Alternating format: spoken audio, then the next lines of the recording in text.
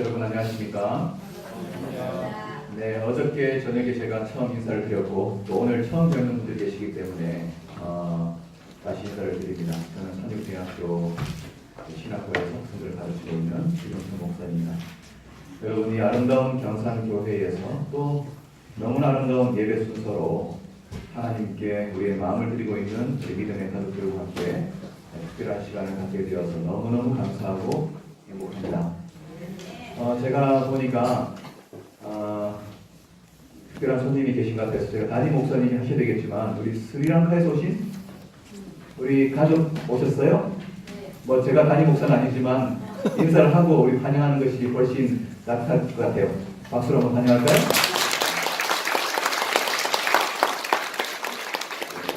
교회가 오기를 기원합니다. 저는 여러분들 어떤지 잘 모르겠지만 저는 참 즐겁고 행복한 밤을 보냈는데 여러분 어떠세요?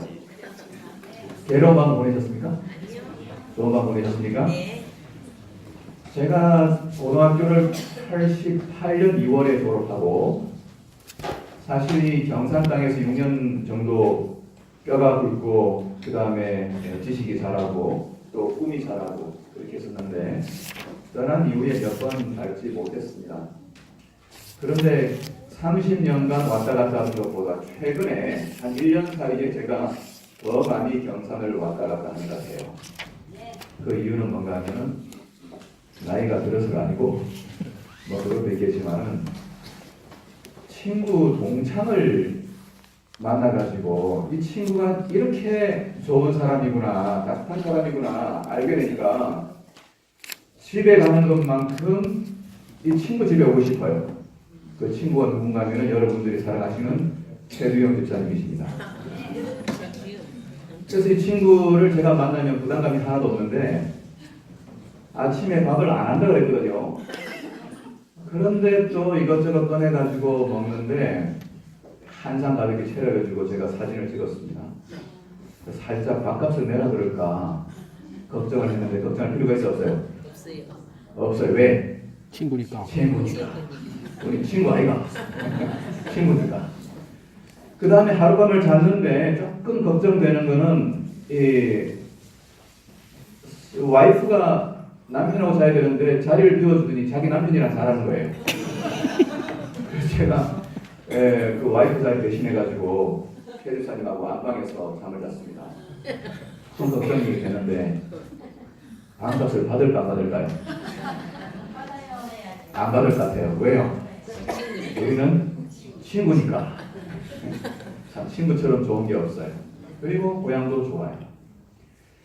그래서 제가 여기 와서 이 과거에 지냈던 성암산 자락에 대한 추억도 생각나고 남천강 흐르는 강둑을 걷던 일도 생각이 나고 경산역에서 깡패들 만나서 돈 뜯기던 생각도 나고 뭐 여러 가지 생각들이 이렇게 추억으로 생각나면서 우리가 세월이 지났지만 여러 친구들이 있지만은 믿음 안에서 소망을 가지고 보이지 않는 것을 보면서 영원한 것을 기다리면서 사라지지 않는 것을 사모하며 살아가는 믿음의 친구를 가지고 있다는 것이 얼마나 감사하고 행복한지 정말 이루 말할 수가 없습니다. 아멘. 거기다가 여기 경산교회를 통해서 함께 믿음을 가지고 있는 여러 우리 부형들 만나고 또 우리 선후배들 만나고 이렇게 함께 또 예배를 드리게 되니까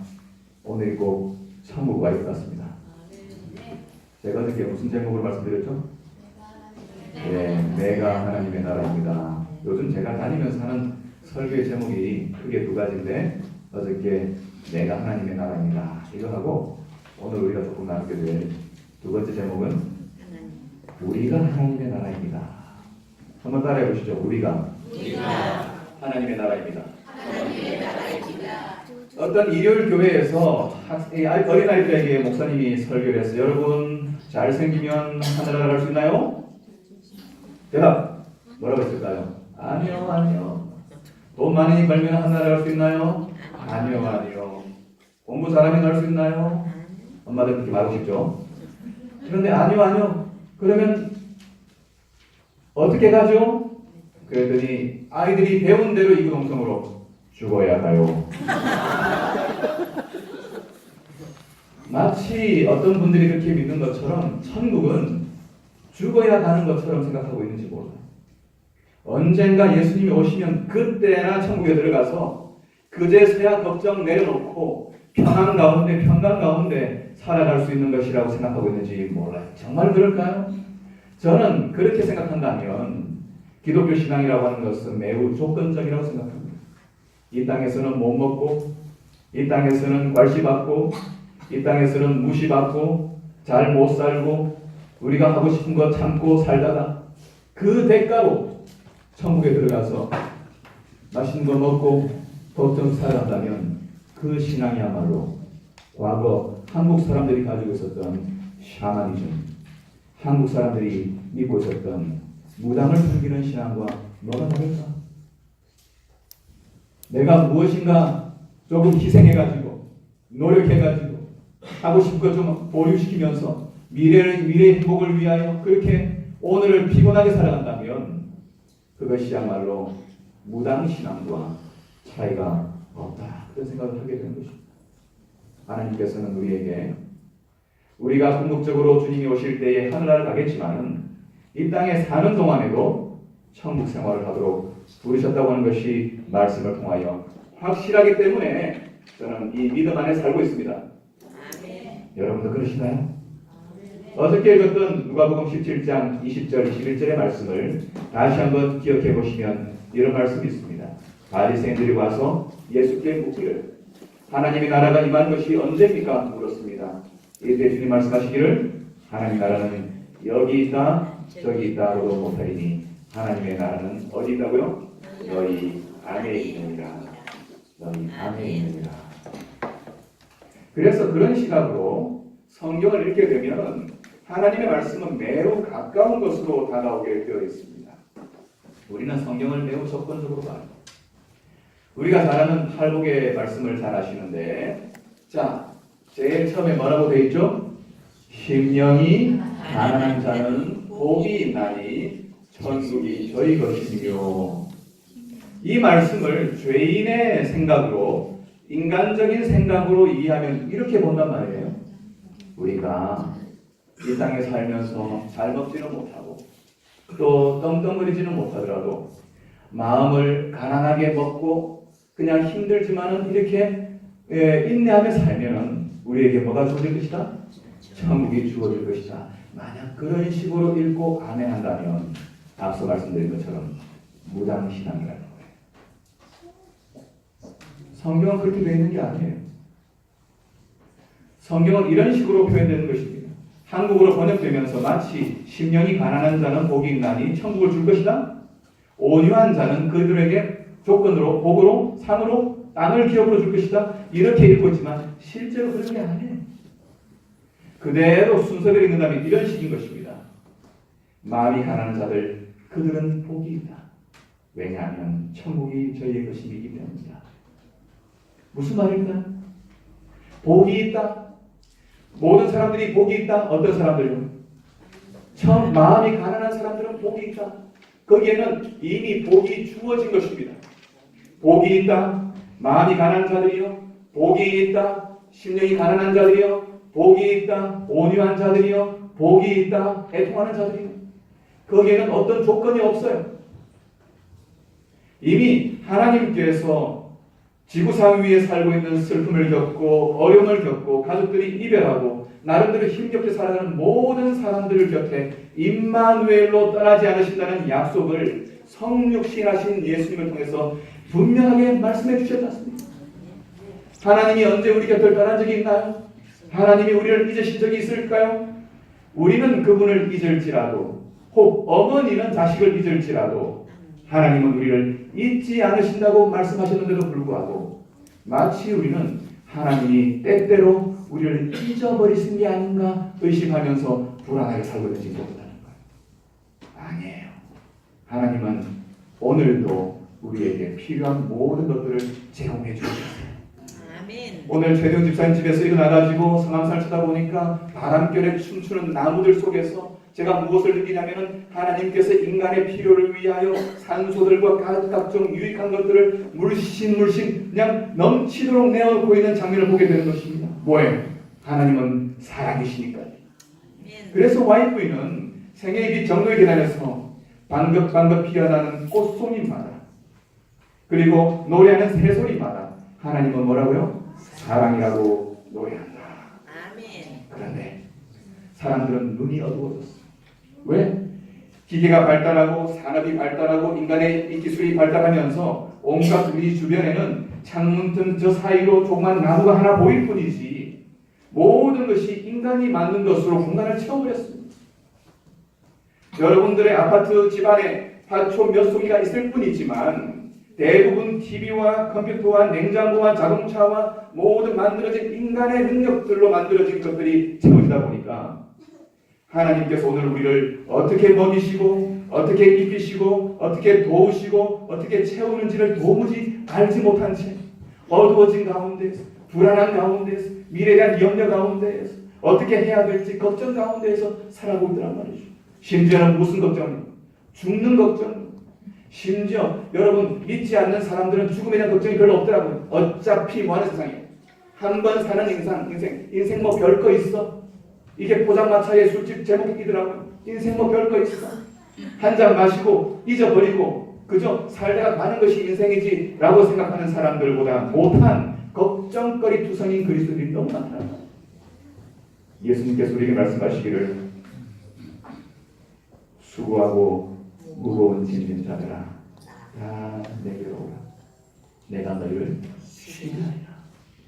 오늘 이 안식일의 시간을 보내면서 하나님에 대한 신앙과 믿음 그분은 어떤 경우라도 우리를 버리지 않으신다는 이 확실한 약속 예수님을 이 땅에 보내심으로 우리를 살리시고 구원하시고 다시 회복시키셨다는 이 구원의 약속을 붙드시고 오늘 우리 개인이 가지고 있는 염려들 질병에 대한 문제들 자녀 교육에 대한 어려운 기도의 제목들 우리가 기도하면 쏟아부을 수밖에 없는 여러 문제들마저도 하나님 손바닥 위에서 그분이 가장 선한 것으로 우리에게 돌려주실 것을 믿고 평안한 안식의 시간을 보내게 되기를 간절히 바랍니다. 아멘.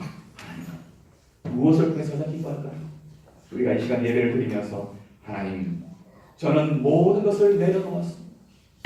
하나님 제가 고집 피우고 제가 혼자서 애쓰는 모든 노력들을 내려놓고 하나님은 저보다 훨씬 더 좋은 방법으로 가장 좋은 것을 주실 것이라고 하는 믿음의 고백으로 찬양을 드리고 예배를 드리고 함께 서로를 격려하게 될 때에 우리 하늘아버지께서 가장 기뻐하지 않으시겠습니까?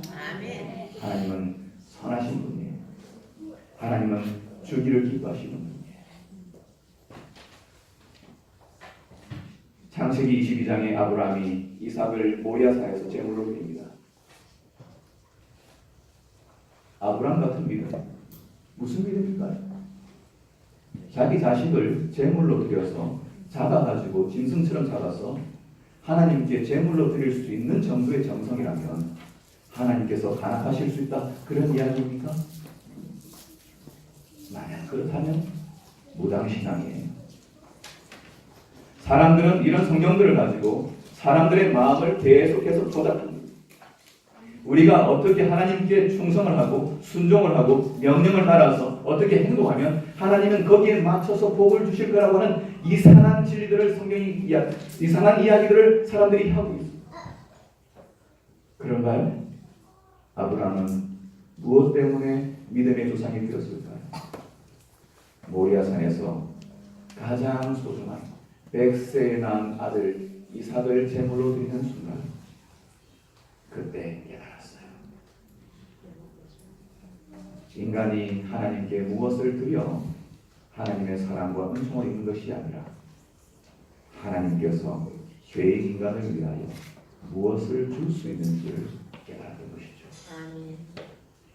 하나님께서 우리를 위하여 아낄 것이 무엇이 있습니까? 로마서는 말하기를 자기 아들을 아끼지 아니하시고 우리 모든 사람을 위하여 내어주시니까 우리를 위하여 어떤 것을 아끼시겠느냐고 이야기하고 있습니다. 모든 것을 선물로 주시지 않겠느냐.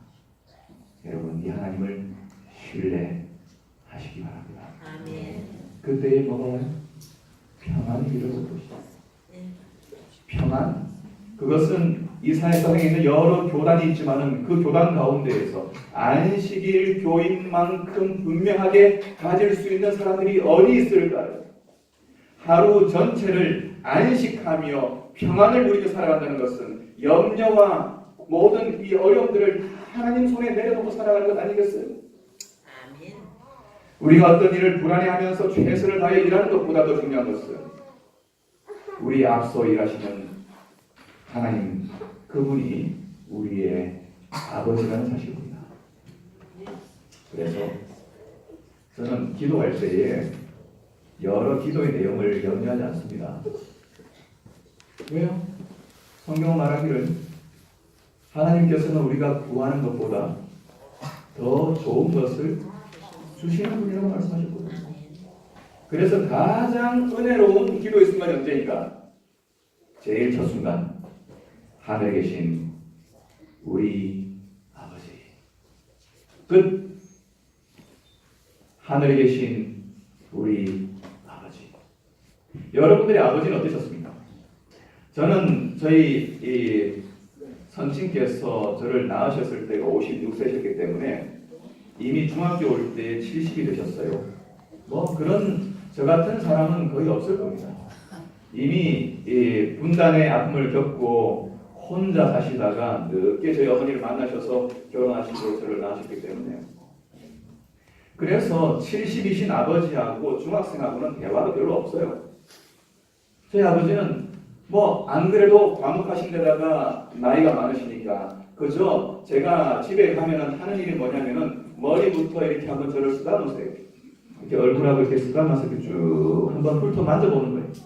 얼마나 자랐는지 등줄기 한번 쭉 한번 훑어주고 얼굴 한번 쭉 만져주는 게 다예요.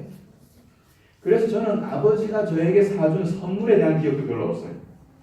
하나 기억나는 것은 초등학교 때에 제주도를 갔다 오셨는데 소풍 간 장소도 엄마 아빠 없이 갔는데 그 소풍 장소에 짠 하고 나타나시면서 제주도에서 비행기 장난감을 사온 거 초등학교 때 기억이 나요. 얼마나 장난감을 사준 일이 없으면 그게 기억나겠어요. 장난감 선물로 저희 아버지는 사랑을 표현하지 않으셨어요. 그런데 제가 중학교 때 여기 영남선역 와가지고 공부를 하는데요. 서울에서 교생 선생님이 내려오셨어요. 그런데 태어나서 처음으로 정말 인간이 이렇게 예쁜 악기를 만들 수 있나 처음으로 만난 악기가 있는데 그게 뭐냐면 오늘 두 분이 부르고 계셨는데 무슨 악기냐면 플룻이라는 악기. 그런 게 있는지도 몰랐어요. 교생 선생님, 대학생 예쁜 누나 선생님이 플룻을 갖고 와가지고 부는데 그 악기가 너무 이쁜 거예요. 그래서 제가 쭈삣쭈삣 용기를 내가지고 선생님 제가 그 플룻을 조금 만져봐도 돼요? 만져봤어요. 선생님 악기가 비싼 걸 거예요, 그렇지? 비쌌어요. 그래서 제가 한번 불어봐도 돼요? 자, 제가 불었어요. 소리 났을까 안 났을까? 났어요. 저는 음악적인 천재성이 있거든요. 저는 그 악기를 불어보니까 그 순간 그 악기는 제 악기라는 걸 알았어요. 그런데 어디서 구해야 되는지 모르겠어요. 근데 그해 여름에 중학교 2학년 때쯤에 저희 아버님이 미국 가신다는 거예요. 그래서 아버지께 부탁을 드렸어요. 아버지, 플룻이라는 악기가 있는데요. 그 악기를 저를 위해서 하나 좀 구해주시면 안 되나요? 충분하게 괜찮아요. 그렇게 했어요. 그리고 미국을 훌쩍 떠나셨어요. 잊어버렸어요. 그런데 돌아오시는 그때에 뭘 들고 오셨냐면은 야마하 100이라고 하는 제일 기본적인 이 플룻을 저한테 하나 구해가지고 중고로 선택해 주셨어요. 너무 좋아가지고 밤새도록 불었어요. 제가 책도 보지 않고 운지표도 보지 않고 도레미파솔라시도 두 옥타브 세 옥타브까지 다 자취가 됐어요. 뭐 사람이 만든 거니까 뭐 찾으면 다 나오는 거죠. 그래서 밤에도 불고 저녁에도 불고 맨날 불었어요. 너무 좋았어요. 그렇게 선물로 받았는데 저는 그게 선물 받아가지고 플룻에 집중했어요. 근데 세월이 지나가지고 아버님이 돌아가셨어요. 돌아가시고 난 다음에 제가 미국을 왔다 갔다 하면서 그런 생각을 해본 거예요. 우리 아버지가 아들이 플룻을 사달라 그러고 미국 가셨는데 이분이 플룻을 그때 아셨을까? 모르셨어요. 뭐 어떻게 아시겠어요? 그 오래된 분이 1913년생이신데 참 역사책에 나오실 분입니다. 플룻이라는 악기를 이렇게 듣고 이분이 적으셨을 거예요. 플룻, 아들을 위한 선물, 큰아들 플룻 해가지고 미국을 가셔가지고 아마 어떤 교회에서 설교를 하셨을 거예요. 설교를 마친 다음에 아마 거기 있는 목사님이든지 어떤 분한테 부탁을 했겠죠. 우리 아들이 플룻을 찾는데 이런 악기를 어디서 구하셨습니까? 단방에 그 교회에서 첫 번째 찾았는지 아닌지 모르지만 여러 교회를 다니셨는데 두 번째 교회 가서도 아마 첫 번째에서 아마 여기는 악기가 없으니까 두 번째 가시는 데서 아마 찾을 수 있을지 모르겠어요. 이렇게 안 됐을지 몰라요. 그리고 다른 교회 가서도 설교를 했겠죠. 그런 다음에 또 뭐 했겠어요? 또 아들이 플룻 사달라고 했으니까 또 설교 마친 다음에 사명이 뭐니까 사명이 아들 플룻 찾아주는 거니까 또 어떤 분에게 가가지고 플룻이라 악기가 있다는데 하나 좀 구해줄 수 있습니까? 이렇게 몇 군데 다니면서 아마 그렇게 하다가 구하셨을 거예요. 그러니까 저는 그 당시 중학교 때는 아버지가 그냥 플룻 사다 주셨다 감사하다 좋았다 이게 끝이었는데 조금 철이 들고 나니까 아버지가 플룻 구하는 게 만만치 않으셨다는 거예요. 그런 생각이 들어요. 그러니까 마음에 무슨 생각이 있냐면 아버지의 마음을 조금 헤아리게 되니까 이게 감사한 마음이 좀 드는 거예요. 그 마음 드니까 눈물이 핀 거예요. 그래서 집에 갔더니 제가 대학교 때 졸라가지고 살기도 어려운데 그 당시에 삼육대학교 이 콘서트 과외 음악학부 학생들이 노래를 하는데 남성 파트가 모자란다고 제가 노래를 잘하니까 제가 이제 합창대에 뽑혀가지고 미국을 여행하게 됐어요. 그래서 그때 가가지고 아버지 선물을 산다고 뭘 샀냐면 면도기를 하나 샀어요. 전기 면도기, 필립스 전기 면도기를 사가지고. 근데 돌아가시고 난 다음에 몇 년 지나서 그 집에 가보니까 아버지 면도기 사드렸던 게 그대로 있더라고요. 근데 제 동생네 아들 조카가 이놈이 수염이 너무 나니까 요거를 탐내가지고 가져가라는 거예요. 그래서 손 떼라. 그 내가 아버지께 사드린 거기 때문에 못 가져간다. 그래서 집에 가져왔어요. 제가 서울을 가져왔어요. 가져오고 난 다음에 여기에 이제 탁 켜보니까 배터리가 엥 하고 죽더라고요. 그래서 충전해야 되겠구나 생각하고 제가 뚜껑을 탁 열었어요. 열었더니 거기 아버지 수염 털이 이렇게 여기 감는 게 있는데 거기 요만큼 들어있는 거예요. 그래서 제가 그걸 보는 순간에 아버지 뭘 보고 그 면도기 속에 들어있는 수염 보고 아버지 이런 생각이 들면서 아버지가 너무 보고 싶은 거예요. 그래서 그걸 제가 따로 빼가지고 봉투 속에 집어넣었어요. 그렇게 하고는 나중에 우리 아버님이 이제 이산가족이니까 이제 뭐 집 분위기도 좋고 하니까 혹시 우리 가족을 찾으면 그걸로 DNA 조사하면 되겠다. 그렇게 하고 제가 이제 잘 보관해 뒀어요.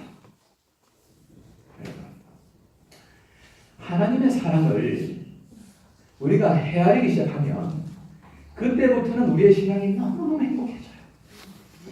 우리가 이것도 해야 되고 저것도 해야 되고 교인 수도 늘려야 되고 침례자 수도 늘려야 되고 11금도 올려야 되고 이런 생각하게 되면 스트레스 받아가 죽어버려요.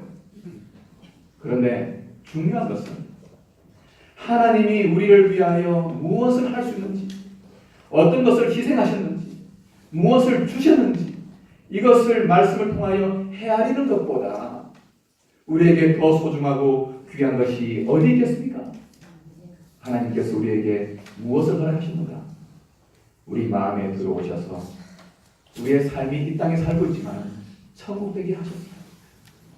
그래서 우리가 천국이기 때문에 다른 곳에서는 발견할 수 없는 희한한 광경과 희한한 분위기가 여기에 있는데 그 분위기는 무엇인가 하면 최두영 집사님 집에서 경험한 거예요. 그게 뭐냐면 거래가 없어요. 뭐가 없어요? 그래. 거래가 없어요. 신앙에서 거래가 생기면 그때부터는 이상한 종교 집단이 되는 것입니다. 제가 어떤 기독교 이상한 사이비 집단 기도원을 방문했는데 그 방에 기도원에 뭐가 붙어져 있는 인간의 마음이 그렇죠. 이해해요. 제가 절에 가면은 이렇게 답답한 게 그거죠. 저리 가면 평안한 사람도 있고 저도 뭐 원정도 있어요. 참, 이 산사 이 절간을 거리면 조용하고 땡땡 뭐 종소리 나고 목탑 톡톡톡 뚫리면 그 우리 정서에 다 맞는 것 같아요. 요즘 저도 그 고전 음악 있잖아요. 뭐 우리나라 뭐 퉁소 불고 뭐 가요 이런 음악이 좋아져가지고 하나 사가지고 CD로 제가 차에 들고 다녀요. 죽을 때 하면 나가요.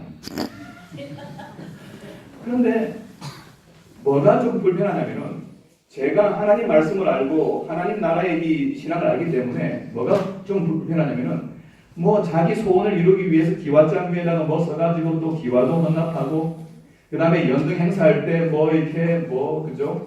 뭐 우리 아들 뭐 딱붙게 해주십시오 이렇게 써가지고 이렇게 올리는 이런 장면들 보면 인간적인 마음은 이해가 되지만 참 그 신은 어떤 신이에요? 그 신은 참 뭐에 높은 자리에 앉아가지고 오냐 한번 해봐라 너희들 정성 따라가지고 내가 잘하는 거 보고 해주겠다 이렇게 하는 신이라면 누구보다 못하냐면 저희 아들이 시온인데 시온이 엄마보다 못해요. 이 세상에 존재하는 엄마들보다 못하단 말이에요. 그런 신들은. 엄마들 어떤 분들인데 저 어머니가 이제 80이 넘으셨어요. 밥하는 것도 힘들어요. 근데 제가 집에 가면은 밥을 하실까요? 네가 밥해라 그럴까요? 힘든 몸을 이끌고 밥을 하세요. 밥을 하면은 뭐 대충 차릴까요? 상당히 부르게 차릴까요? 있는 거 없는 거 봄에 뭐 저기 뭐야 따놓은 두릅 그 뭐에 데쳐가지고 냉동실 넣는 것부터 다 꺼내기 시작하고 또 전 통영 사람이니까 겨울에 잡아놓고 올라 꺼내가지고 또 구워놓고 이거 누가 줬단다 그러고 이제 또 생선 이제 구워놓고 뭐 이것저것 다 꺼내가지고 된장찌개 끓이고 이렇게 실컷 먹이고 난 다음에 제가 이제 한 2박 3일 살이 쪄가지고 서울 올라오잖아요. 그러면 전화를 해요. 뭐라고 하냐면 아들아 잘 먹었지 바깥 보내라.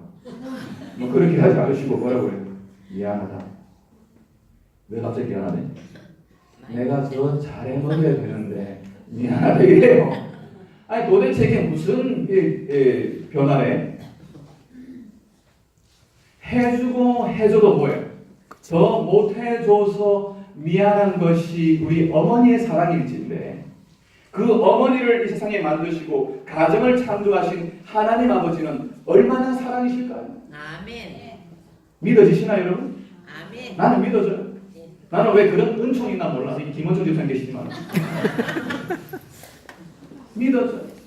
요즘은 조그만 꽃에 제가 감동을 하는데 제가 지금 여기 시편 8편 쪽에다가 꽂아놓고 다니는 꽃이 하나 있어요. 그 꽃이 뭐냐면 이번 봄에 난 꽃인데 이게 꽃이라고 말하기도 어려워. 요거는 요만한 꽃이. 그거 보여요? 이게 뭘까? 요거는 별명이 앉아야 볼 수 있는 꽃이 앉아야 볼 수 있는 꽃. 왜? 키가 너무 작아가지고 앉아가지고 겸손하게 봐야 보이는 꽃인데 요게 무슨 풀인가 하면은 이런 거 들어봤나요? 꽃말이. 들어보셨어요? 그런 꽃이 있는지도 모르고 이런 거 사셨어. 인생 거 사셨어. 저도 그랬어요. 이 꽃을 발견했는데 이 꽃은 꽃말이라고 하는 꽃이 있는데 왜 꽃말이냐? 꽃이 말려있어요. 끝으로 조금 이렇게 고사리처럼 말려있는데 요게 하나씩 펴지면서 펴지는데요. 자, 요만한 풀이니까 꽃이 클까요? 적을까요? 작아서 꽃이 있는지 잘 안 보여서 사람들이 뭘 가지고 봐야 되냐면은 룻배라고 하는 보석 사람들이 보는 거 또는 이 관찰하는 거 룻배라고 하는 걸 가지고 갖다 대요. 그걸 보면 여러분 놀라운 일이 벌어져요. 활짝 피기 전에는 가운데 꽃에 분홍색이었다가 그것이 피게 되면 꽃이 보라색으로 바뀌어요. 두 가지가 다 발견. 제가 사진을 보여주려고 어저께도 제가 그렇게 다 못 보여드렸는데 한번 인터넷 검색해보세요. 꽃말이. 이 꽃말이를 보면서 얼마나 정교하게 작은 꽃이 정말 밟아도 아무 문제가 안 되는 이 작은 꽃에 하나님께서 어떤 디자인을 하셨냐면은 꽃이 시간이 변하면서 색깔이 변하게 만들었고 거기에 우주가 들었어요.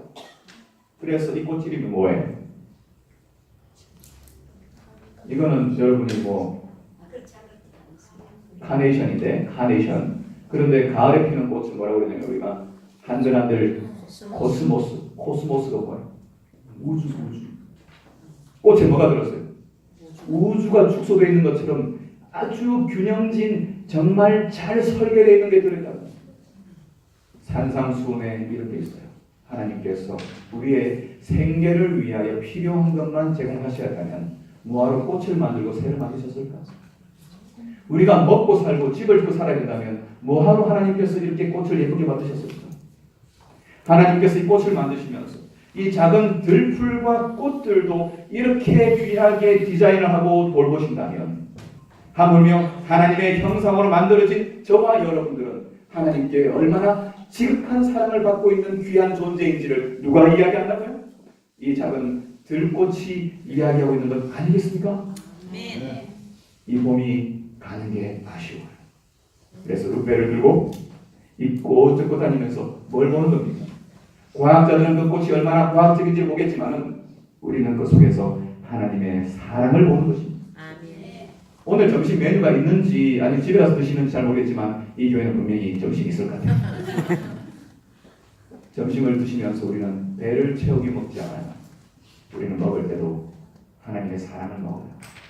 아멘. 오늘 제가 최근 주찬 집에서 블루베리가 들어가 있는 빵을 먹었어요. 오트밀 우유와 함께 끓인 죽을 먹었어요. 그리고 사과를 먹었어요. 오렌지를 먹었어요. 어젯밤에 집에 가니까 체리를 줬어요. 그리고 골드 키위를 줬어요. 잘 살아봐요. 그리고 아침에 또 견과류, 브라질 넛을 자주 줬어요. 이것저것 다 꺼내가지고 고구마 구워줬어요. 밤 구워가지고 내놨어요. 아침부터 누가 이렇게 먹어요? 잘 사는 게 틀림없어요. 아무튼 이렇게 먹는데 그 모든 것을 만드신 분 누구예요? 최근 집사가 만들었어요? 저 제일 좋은 사람이 만드는 거예요? 한 알도 만들 수가 없어요. 하나님께서 이 땅의 소산물들을 만들어서 우리에게 제공하고 계시는데 하나님이 선하신 분이기 때문에 그 모든 피조물들도 뭐예요? 선해요. 그래서 예수님의 제자들이 기억하고 있었던 말씀이 무엇인가 하면 사도행전 20장 35절에 바울이 이런 유언을 합니다. 주께서 친히 말씀하시니까 주는 것이 받는 것보다 복이 있다심을 기억하여야 할지니라. 아멘. 하나님 나라는 어떤 나라예요? 하나님 나라는 아낌없이 자기를 주는 것입니다. 그런데 요한계시록에 나오는 음녀, 큰 성 바벨론은 상고들과 임금들과 함께 거래를 해요. 에스겔 28장 16절에는 그 타락한 루스벨이 뭐 하는 사람인가 하면은 이 무역이 풍성함으로 타락했다 그렇게 말하고 있어요. 거래한 것이에요.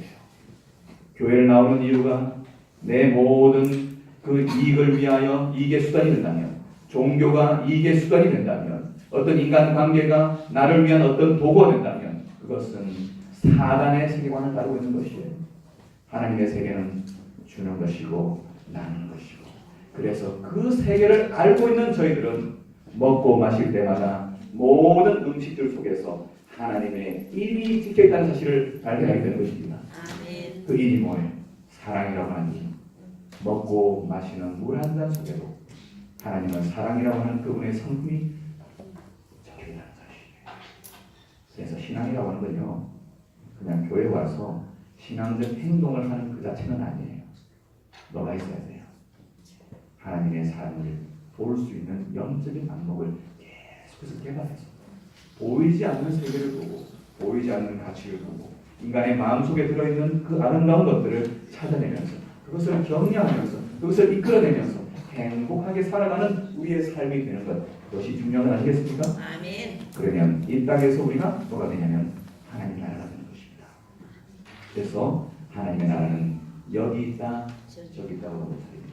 이 하나님을 믿고 살아가는 여러분과 저의 마음이 하나님의 나라이고, 그리고 주님이 이 땅에 정말 오실 때 우리는 그 나라의 연장선 속에서 가게 되는 것입니다. 그런데요, 누가복음 10장 11절에 말하기로 하나님의 나라는 어디 있다고요? 너희 안에 있느니라. 무슨 말이냐?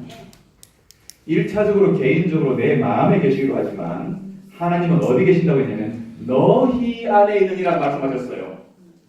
헬라어로는 엔토스라고 하는데 이 엔토스라고 하는 단어는 내 속에라고 하는 인사이드도 되지만은 among you도 된단 말이에요.